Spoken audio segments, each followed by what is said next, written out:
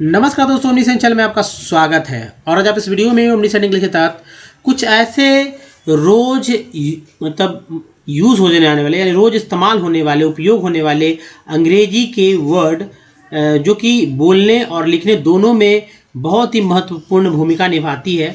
और इसका अर्थ जानने के बाद आप इसका अर्थ भी समझने लगते हैं कि भाई क्या लिखा हुआ है। तो दोस्तों इस सेक्शन में आप इसी पे टॉपिक पे जो वीडियो देखने वाले हैं। तो दोस्तों सबसे पहले नए चैनल को जो है सब्सक्राइब कीजिए, बेल आइकन को हिट कीजिए, जिससे कि पता चले कि वीडियो आपके पास कब कब पहुंचता है। और वीडियो अच्छा लगता है तभी लाइक और शेयर कीजिएगा। तो चलिए शुरू करते हैं। How to read, write and speak in English. तो ये रहा दोस्तों, सबसे एक एक करके देखेंगे हम लोग। और ये सेक्शन बहुत ही इम्पॉर्टेंट है। लिस्ट से ही जैसा कि आगे आपको समझ में आ रहा है कि दिस अब इस दिस के बारे में हम लोग चर्चा करेंगे। थोड़ा चर्चा भी जरूरी है, क्योंकि अगर एक वर्ड पे भी समझ में आए जो तो बहुत ही इंपॉर्टेंट है। जब भी दिस का यूज होता है ना, तो एक तो ये प्रोनाउंस है, ठीक है। एक पहला बात की प्रोनाउन है, यानी हिंदी में सर्वनाम बोलते हैं। दूसरा बात ये नज़दीक रखी हुई कोई वस्तु है जिसको यह अगर कोई यह वर्ड यह शब्द के लिए इस्तेमाल कर रहे हैं और कोई नज़दीक में चीज़ है, तब आप दिस का प्रयोग करते हैं, ठीक है। दिस का यानी नज़दीक के लिए, ठीक है। क्या नज़दीक के नज़दीक में अब क्या क्या रहता है ये तो आप समझ सकते हैं। जैसे बोलते हैं दिस इज अ पेन, यानी कि वो पेन तो है लेकिन दूर नहीं है, नज़दीक है। इसका यही मतलब होता है कि दिस जब लगा दिया गया। अगर मान ली दैट लगा दिया गया तो है ना, दैट मीन्स होता है, उसका अर्थ है वह, और दैट का मतलब होता है दूर से, ठीक है, दूर से। अगर बोला गया दैट इज डॉग, तो इसका मतलब है कि जो डॉग है वो पास में नहीं है, वो है दूर। इस बात को अगर आप जानते हैं तो जाहिर सी बात है, अच्छी बात है। अगर नहीं जानते दोस्तों तो कमेंट जरूर कीजिए कि हाँ मैं इस बात को नहीं जानता था, मुझे भी लगे कि भाई जो मैंने आपके साथ जो इन्फॉर्मेशन शेयर किया है वो हटकर है। दूसरी बात देखिए, अगर दिस का ही प्लूरल होता है दिस, ठीक है। दिस का प्लूरल दिस होता है, नहीं दूर जो नज़दीक है लेकिन बहुत सारे लोगों के लिए। अब इसका अर्थ हो जाता है ये सब, ठीक है। दिज क्या पढ़ेंगे, दिस। नेक्स्ट है दोज, दूर के लिए, जो कि लेकिन प्लूरल यानी कि दैट का देखिए दिस का जो बहुवचन कह सकते हैं, प्लूरल कह सकते हैं दिज, और दैट का बहुवचन यानी प्लूरल होगा दोज। तो ये उसका मतलब है वे सब। नेक्स्ट जो है देयर। अब देखिए देयर का दो तरह से इसका इस्तेमाल है। तो सब्जेक्ट के रूप में जिस भी किसी सेंटेंस का मतलब सब्जेक्ट नहीं रहता, कर्ता नहीं रहता, कह सकते हैं मेन चीज, वहाँ पर देयर लगा कर यूज़ कर लेते हैं। लेकिन यहाँ पर देयर को मैंने लिखा है वहाँ, यानी कि एक जो डायरेक्शन के बारे में, जिस प्लेस के बारे में बता रहा है कि देयर मीन्स वहाँ होता है। तो यहाँ वो दोनों चीज़ समझिए, इन दोनों बातों को यहाँ मैंने बताया। और देखिए आर आ गया है ना, अब आर आ गया तो इसको देयर पढ़ेंगे, देयर नहीं पढ़ेंगे। यहाँ मैंने लिखा है देयर, लिखा हुआ जरूर है, लेकिन आर को अगर अच्छे से आप बढ़िया से अगर प्रोनाउंसिएट करना चाहते हैं कि उच्चारण करना है, तो आर को नहीं बोलना है। मतलब ऐसा बोलना है कि आर भी आ जाए और लगे भी नहीं कि आर यानी र आपने उच्चारण किया। जैसे देयर बोलने पे र भी आ रहा है लेकिन नहीं लगा देयर, लेकिन लोग ऐसा करते नहीं हैं। तो इंडिया है चलेगा, क्योंकि हम लोग की भाषा नहीं है, हम लोग की भाषा हिंदी है।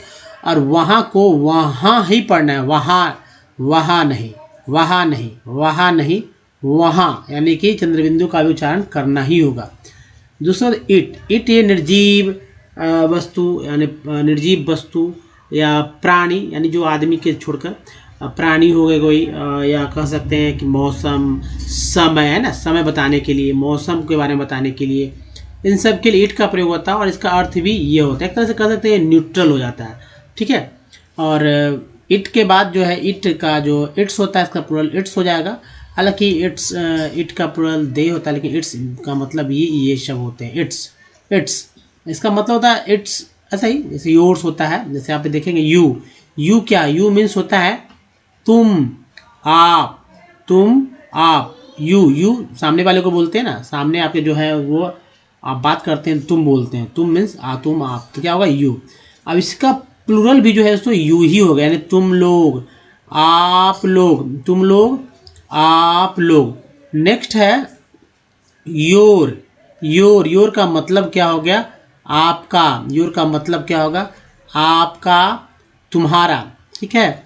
आपका और तुम्हारा, आपका और तुम्हारा। ये दोस्तों बहुत ही अब समझ के समझना होगा, तुम्हारा, आपका, है ना। तो चलिए, खैर ये आपको समझ में आएगा कहाँ पर और होता है। योर्स, अब देखिए योर्स मीन्स आप लोग का, तुम्हारे, आप इसको तुम्हारे कह सकते हैं, तुम्हारे, ठीक है, तुम्हारे, तुम्हारे हो गया। और नेक्स्ट जो है तो ये है दे, दे का मतलब होता है वे लोग। अब ये दे कहाँ इस्तेमाल, तो दिस जो आप समझते हैं, मैं बताऊँ आगे कि ही, ठीक है, ही होता है, सी होता है, और ये इट, ही सी इट का ही प्लूरल जो होता है वो दे के रूप में इसका उपयोग करते हैं। दूसरे स्लाइड की तरफ चलते हैं और देखिए इज, इज देखिए दिस में, दैट में, है ना, इट में इसका उपयोग होता है इसका, और इसका अर्थ होता है। ये एक एक्जुलरी वर्ब है, ठीक है, ये एक्जुलरी वर्ब है। एक्जुलरी मानी सहायक क्रिया कहते हैं इसको, तो ये एक्जुलरी वर्ब है इज।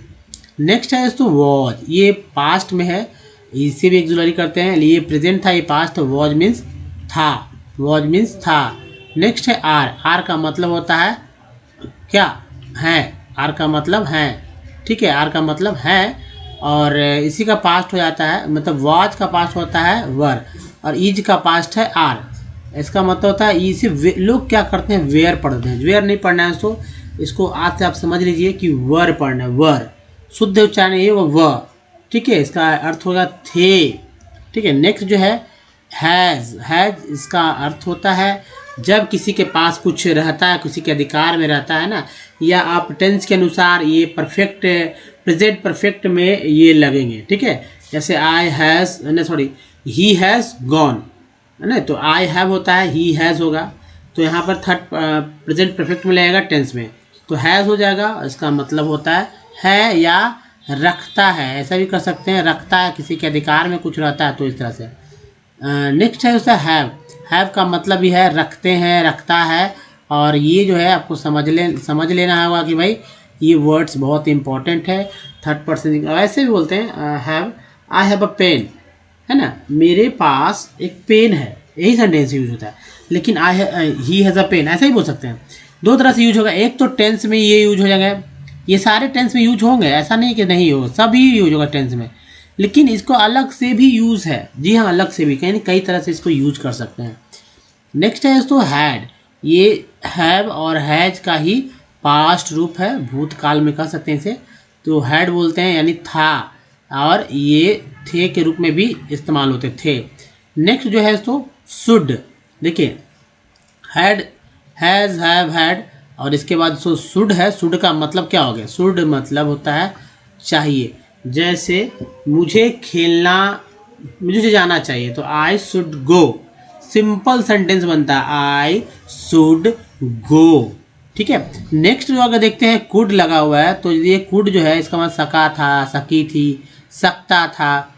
ये कुड जो है कैन का पास्ट होता है, कैन से कुड बनता है, यानी कि आई कुड डांस, है ना, मैं नाच सका था, या जो भी आप बना ले सेंटेंस, इसके लिए तो सेंटेंस फॉर्मेट भी मैंने दिए हैं शुरू में। माइट, ये मे का पास्ट होता है, ठीक है, मे जो होता है, मे का मतलब होता है सकता है, उसी से सका था, सकी थी, सकता था बनता है, यानी मे का पास्ट क्या होगा, माइट।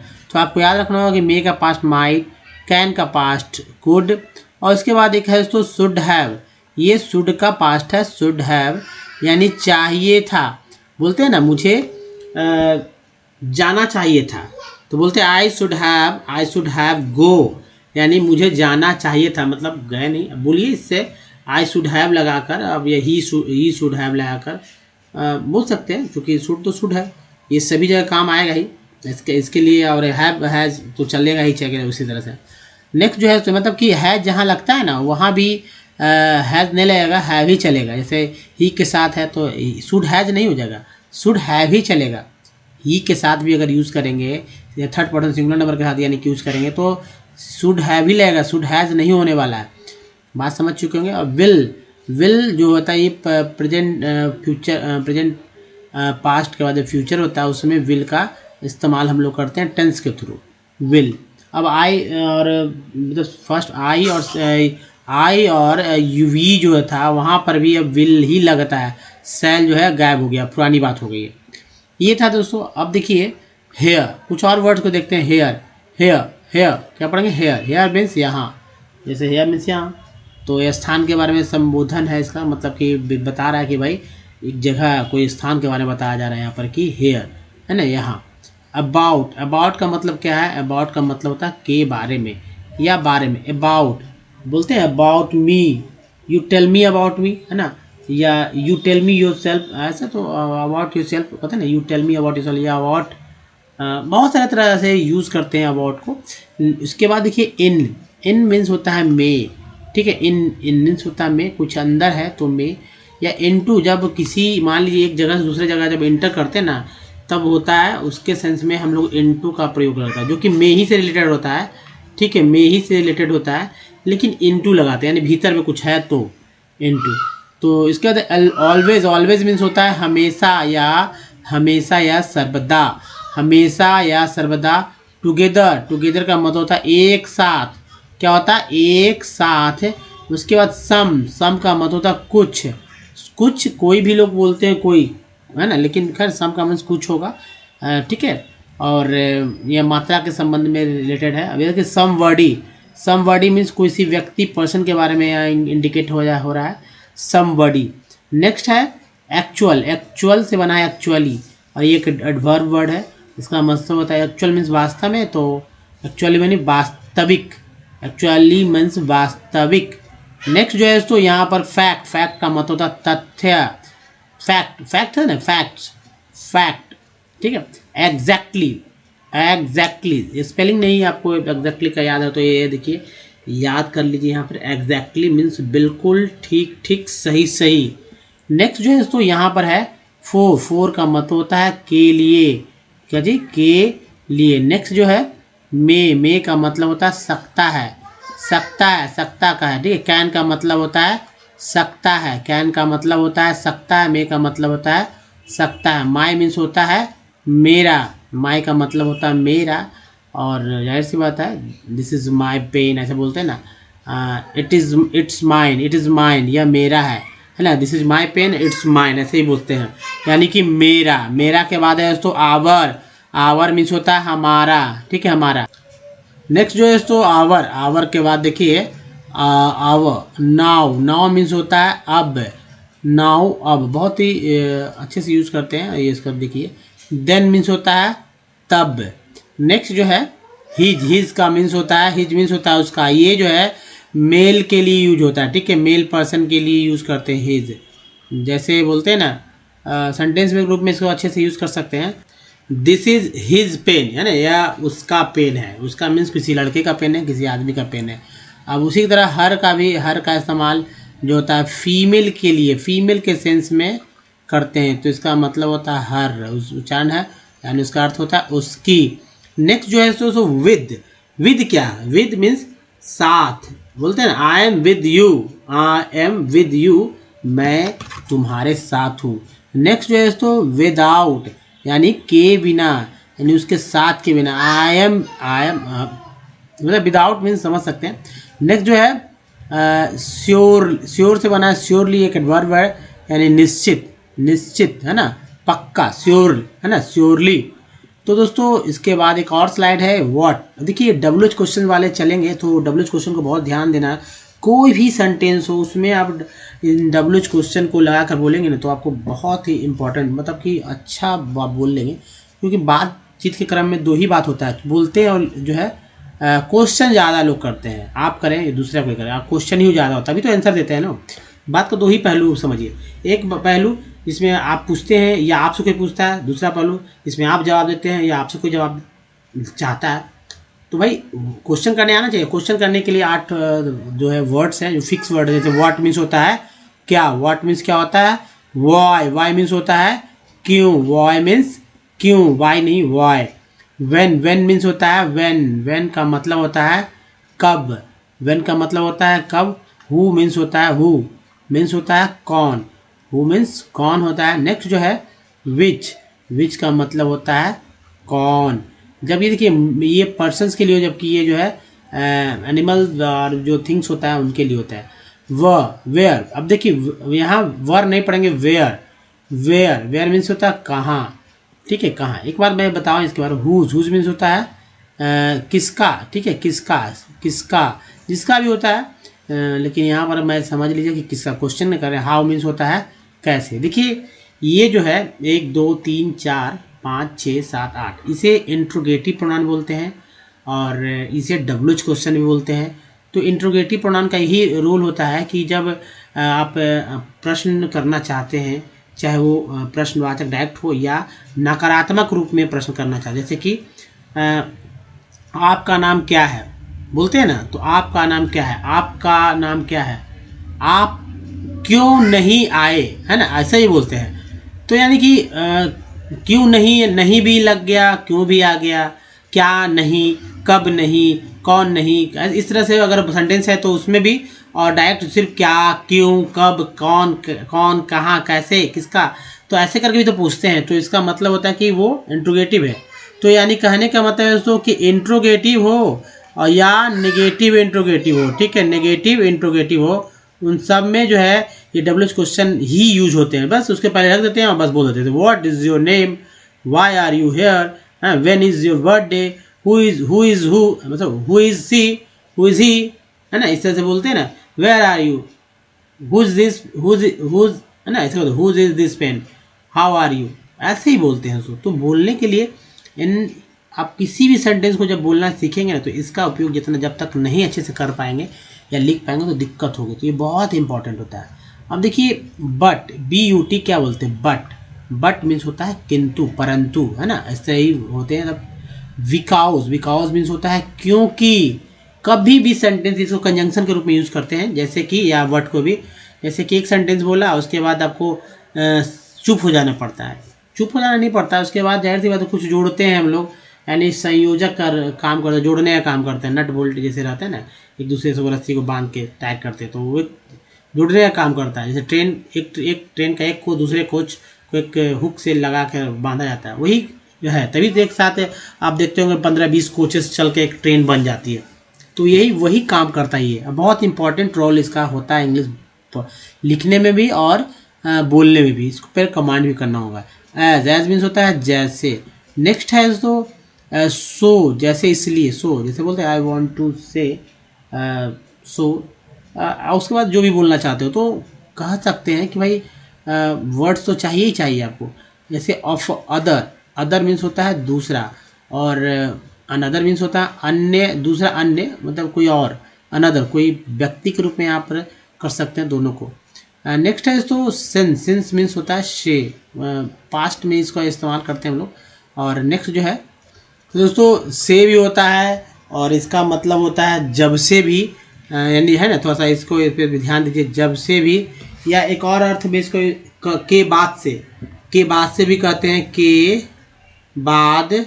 के बाद से ऐसे भी कहते हैं। तो इसका मतलब इसी का मतलब फ्रॉम, फ्रॉम मीन्स होता है से, है ना, फ्रॉम मीन्स से। नेक्स्ट जो है इनसाइड, इनसाइड का मतलब होता है भीतर, कुछ अंदर है तो इनसाइड बोलते हैं ना, प्लीज़ कम इनसाइड बोलते हैं। आउटसाइड मीन्स बाहर। नेक्स्ट जो है तो वेल, वेल मीन्स होता है अच्छा, वेल मीन्स अच्छा। टूवर्ड्स का मतलब होगा की ओर, है ना, की ओर, टूवर्ड्स मीन्स की ओर। एट मीन्स होगा अभी तक, अभी तक, इसको याद करना होगा आपको। स्टिल मीन्स होगा फिर भी, और इसके बाद जो है टिल, टिल का मतलब होता है जब तक, जब तक, है ना, मतलब लास्ट का होता है बिसाइड्स, बिसाइड्स का मतलब क्या होगा, एड्रेस लिखने में आप करते हैं बिसाइड्स ऑफ मी, है ना, besides of this apartment, that apartment, ऐसा करके बोलते हैं। तो बिसाइड्स मीन्स बगल में। तो दोस्तों इसका भी आप स्क्रीनशॉट ले लीजिए, और बहुत ज़रूरी है। देखिए इस वीडियो में यहीं तक बताइए, वीडियो कैसा अच्छा लगा तो लाइक जरूर कीजिएगा, बहुत सारे लोगों तक पहुँचाए दोस्तों। नए चैनल को सब्सक्राइब कीजिए, घंटी को जरूर दबाइए आने वाले वीडियो के लिए, और प्ले स्टोर से हमारे ऐप को डाउनलोड करना होगा। तो दोस्तों इस वीडियो में बने रहने के लिए धन्यवाद। Thanks for watching. मिलते हैं अगले वीडियो में, ध्यान रखिए अपना। धन्यवाद दोस्तों, थैंक्स फॉर वॉचिंग।